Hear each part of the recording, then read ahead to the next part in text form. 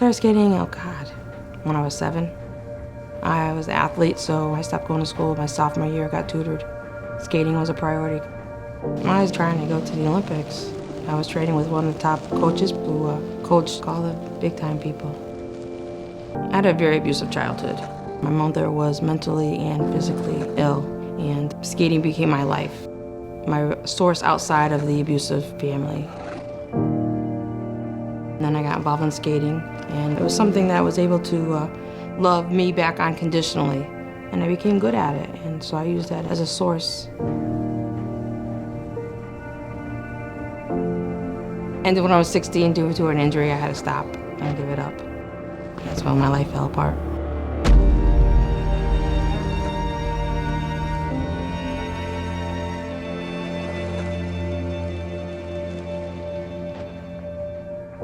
Unfortunately, I became incarcerated for the first time when I was 25, and I did 5 years for bad checks.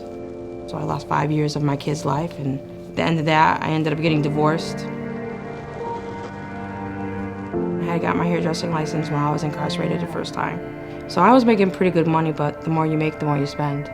You know, and when I become unhappy and depressed, I act impulsively and make some real wrong decisions, you know.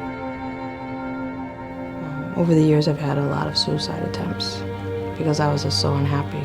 But because I didn't get the help, I didn't recognize them. I didn't recognize the triggers and really didn't care. At one point, it was like I was either death or prison, death or prison. A lot of people get discouraged when they have medical issues and they have to go to other facilities to get that help. I have my medical primary doctors with Willow Clinic now, which makes it very convenient because everybody's in a hole.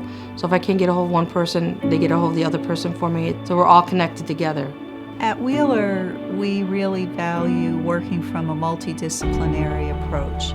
So when you're thinking about wellness and you're thinking about what you need to get for your client, there's usually someone at Wheeler who knows how to be helpful. I find that building a relationship with our families first is very important. So when they feel comfortable with us, we're then able to encourage them to meet multiple areas of their health.